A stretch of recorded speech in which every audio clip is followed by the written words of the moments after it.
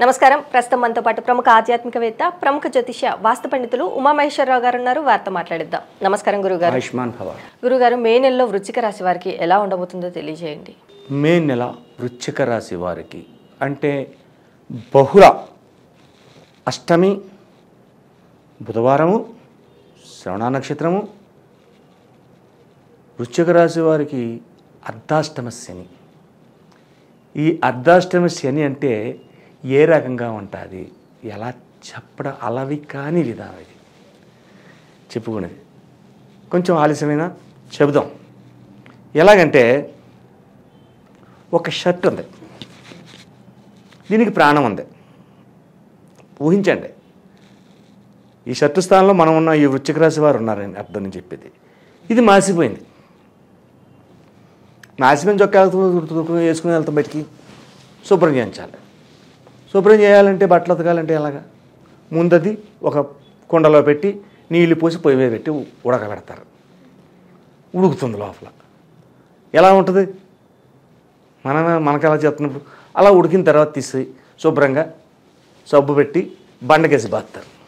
టపా టపమని బండకేసి బాదిన తర్వాత అయిపోయిందా, అవ్వలేదు. ఆ తర్వాత శుభ్రంగా నీళ్ళలో జాడిస్తారు. జాడించిన తర్వాత పిండుతారు. పిండిన తర్వాత దులుపుతారు. ఎర్రని ఎండలో ఆరబెడతారు. ఆ ఎర్రని ఎండలో ఆరబెట్టిన తర్వాత కాసేపటికి చల్లగా ఎండంతా తగిలి అది తడంతా ఆరి పొడిగా అయిపోయింది. అక్కడతో అయిపోయిందా, ఆ ఎర్రగా ఆరిన దాని మీద మళ్ళీ నీళ్ళు చల్లుతారు. అదంతా మడత పెట్టి వండకం చేస్తారు. ఆ తర్వాత దాన్ని ఇస్త్రీ పెట్టి ఇస్త్రీ చేస్తారు. ఆ ఇస్త్రీ చేస్తున్నప్పుడు ఆ ఇస్త్రీ మంటలో తగ్గితే ఎలా ఉంటుంది. అర్ధాష్టమ శని జరుగుతున్న ప్రతి వాడి పరిస్థితి ఇలాగే ఉంటుంది. దీని అర్థం ఇదే. ఆ తర్వాత ఏమైంది, ఇస్త్రీ చేసిన తర్వాత షర్ట్ అందంగా తయారైపోయింది, మలినమంతా పోయింది. అలాగే అర్ధాష్టమ శని నడుస్తున్నంత వరకు ఈ వృశ్చిక రాశి వారికి ఇటువంటి ఫలితములు ఉన్నా చిట్ట చివరికి శుభదాయకమైన ఫలితంగా ఫ్రెష్ అనే పరిస్థితి వస్తుంది. ఈ యొక్క వృశ్చిక రాశి మేష వృశ్చికాయోర్ భౌమః. మేషరాశికి వృశ్చిక రాశికి కూడా ఆధిపత్యాన్ని వహించిన వాడు కూజుడే. ఉన్న స్థానం ఎక్కడికి వెళ్ళినాడయ్యా అంటే శత్రుస్థానం. శత్రుస్థానంలో శత్రువుతోటి అంటే కుంభరాశిలో ఉన్నాడు. వీళ్ళు చేసే ప్రతి పనికి ఆటంకమే. కోపతాపాలకు గురైపోతున్నారు. తొందరపాటు నిర్ణయాలు తీసుకుంటున్నారు. ఈ తొందరపాటు నిర్ణయాల వల్ల జీవితాలు చిన్నాభిన్నమైపోతున్నాయి. ఈ అర్ధాష్టమ శని జరుగుతున్నంతసేపు కూడా వృశ్చిక రాశి వారి దగ్గర ధనం ఎంత ఉన్నా కూడా నిలబడదు. ధన నిలకడతత్వాన్ని కోల్పోతారు. తదుపరి వృశ్చిక రాశి అనగానే ఒక తేలు. తేలు లక్షణం ఏంటి, నడుస్తూ తేలు ఒకసారి ఇలా అంటుంది. అక్కడ ఏమున్నా లేకపోయినా ఆ కొండితోటి ఆడిస్తుంది. ఈ కొండి తెగలగానే అక్కడ ఏ ప్రాణి ఉన్నా ఇబ్బంది కడుతుంది. అటువంటి విధానంగానే వీళ్ళు నడుస్తూ ఉంటాం. ఈ అర్ధాష్టమ శని ప్రభావం వల్ల అలాంటి విధానాన్ని ఎక్కువగా సంతరిస్తుంటారు. అలాగే వ్యాపారం చేసేవారికి వ్యాపారంలో బ్రహ్మాండంగా లాభం వచ్చేస్తుందిరా, నీకేం పర్వాలేదురా, ఎదురుకెళ్ళిపోరా అని చెప్పేసి ఎవరో సలహా ఇచ్చారు. వీళ్ళు వెళ్ళిపోయారు కళ్ళు మూసుకుని. ఉన్నది కాస్త ఊడిపోయింది. లాభం రావడం మాట దేవుడు, ఉన్నది ఊడిపోయింది. అటువంటి ఫలితాన్ని పొందుతున్నారు వ్యాపార రంగంలో. కాబట్టి వ్యాపార రంగంలో ఉన్నవారు ఎవరైనా సరే అత్యధికమైన జాగరూకతతోటి చూసి మాట్లాడాలి. ఎక్కువగా ఎదరికి వెళ్ళిపోకూడదు. వెనక ముందు వాడు చెప్పే మాటల్లో ఎంతవరకు ఫలితం ఉంది, ఎంతవరకు ఉపయోగకరమైన పరిస్థితి ఉంది అని ఆలోచన మీకుగా మీరు చేసుకోండి. ఆ తర్వాత ఎదురుకెళ్ళండి, వ్యాపారంలో వృద్ధి చెందుతారు. అలాగే వ్యవహార రంగంలో ఏ రంగమైనా సరే పెద్దగా చెప్పుకోవాల్సిన విధానం ఈ వృశ్చిక రాశి వారికి లేదు. ఇప్పుడు అర్ధాష్టమ శని నడుస్తున్నంతసేపు కూడా శని మీనరాశిలోకి వెళ్ళాలి. ఇప్పుడు కుంభరాశిలో ఉన్నాడు. శని మీనరాశిలోకి వెళ్తే అప్పుడు ఈ యొక్క రాశి వారికి సోదాయకమైన ఫలితాలు వస్తాయి. అంతవరకు కూడా కొంచెం కష్టదాయకమైన స్థితిలోనే ఉంటారు. అలాగే ఇక్కడ చెప్పుకోవాల్సిన విషయం ఏంటంటే ప్రేమికుల గురించి చెప్పుకుందాం. ఇక్కడ ప్రేమక తత్వం వచ్చింది. ఎందుకంటే కుజుడు అనగానే ప్రేమతత్వం. ప్రేమతత్వంలో ఉన్న వారి గురించి ఏ విధంగా లాభించదు. ఇలా ప్రేమలో పోతాయి, నిలబడవు, నష్టకరమైన స్థితిని పొందుతున్నారు. అయితే కుజుని తత్వంలోని వ్యాపార రంగంలో ముఖ్యమైన వ్యాపారం ఏమిటంటే భూమికి సంబంధించిన రియల్ ఎస్టేట్. ఈ రియల్ ఎస్టేట్ వారికి వృశ్చిక రాశి కలిగి ఉన్నవారు ఎవరైనా సరే రియల్ ఎస్టేట్ వ్యాపారంలో అనుకూలమైన పరిస్థితులు ఈ యొక్క నెలలో లేవు. కాబట్టి ఈ నెలలో డ్రాప్ అయిపోవడం మంచిది. చేద్దామని ఎదరికి వెళ్ళినా కూడా సాగదు వీళ్ళకి. ఈ నెలలో జూన్ నెల ఆషాఢ మాసం అక్కడ కూడా ఎక్కువగా రాగదు. జూలై నెల ఈ వృశ్చిక రాశి వారికి జూలై నెలలో కూడా ఆషాఢ మాసం ఉంది. ఆ తర్వాత శ్రావణ మాసం వచ్చిన ఆగస్టు నెల నుంచి ఈ వృశ్చిక రాశి వారు మళ్ళీ ఒక చక్రాన్ని తిప్పగలుగుతారు. అంతవరకు కూడా వీళ్ళు నడిచే నడవడిక కానీ వీళ్ళు వేసే అడుగులు కానీ ఆచితూచి అడుగులు వేయాలి.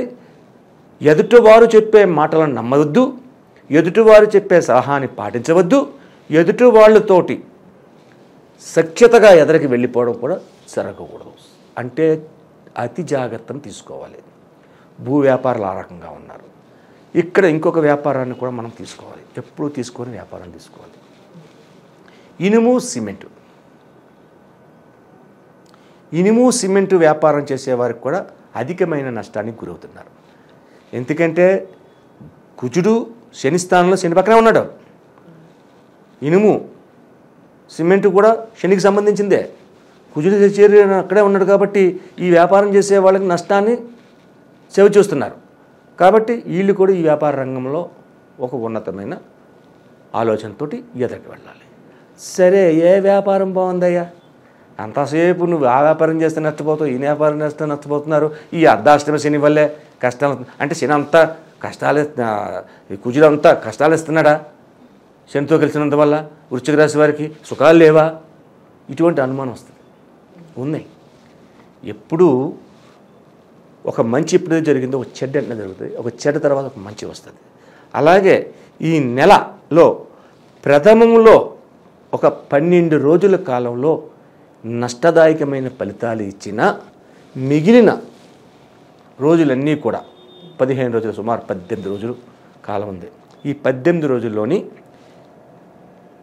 కొద్దిగా, అంటే ఒకేసారి కాదు, ఫాస్ట్ కాదు, కొద్దిగా 13వ తారీఖు కాడి నుంచి చూసుకున్నాం. 13వ తారీఖు నాడు కృషి వ్యాపారస్తుల్లో పోలేరు బాబు ఇన్నాళ్ళు నష్టం వచ్చింది, కొంచెం ఏదో మిగిలిందిలే అనే భావం వస్తుంది. ఆ తదుపరి ఇంకా బాగా పెరుగుద్ది. అలాగే కొంచెం కిందగా పెరగడానికి అవకాశం ఉంది. శుభదాయకమైన ఫలితాలు పొందుతున్నారు వీళ్ళు అనేది జరుగుతుంది. అయితే ఈ శుభదాయకమైన ఫలితాలు మొట్టమొదటి నుంచి పొందాలి.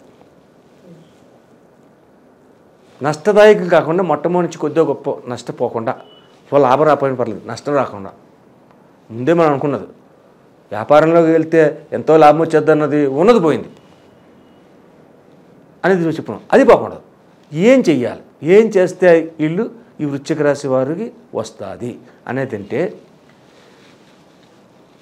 ఏదైనా ఒక ఆలయం దగ్గర బిచ్చగాళ్ళు ఉంటారు. ఆ బిచ్చగాళ్ళకి నల్లని వస్త్రం అంటే దుప్పటి, నల్ల దుప్పటిని తీసుకెళ్ళండి.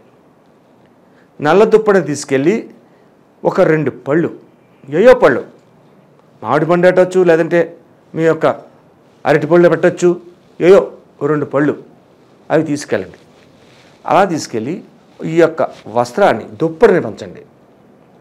దుప్పటిని తీసుకెళ్ళి ఇచ్చి ఆ వస్త్రం అవి పెట్టి ఇచ్చేయండి, వాళ్ళకి ఇచ్చేయండి.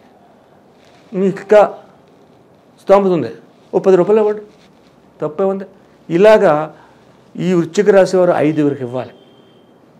5గురు బెచ్చగాళ్ళకి ఇవ్వాలి. ఏ వారం ఇవ్వాలి? ఈ బెచ్చగాళ్ళకి శనివారం ఇవ్వాలి. శనివారం నాడు ఇవ్వండి.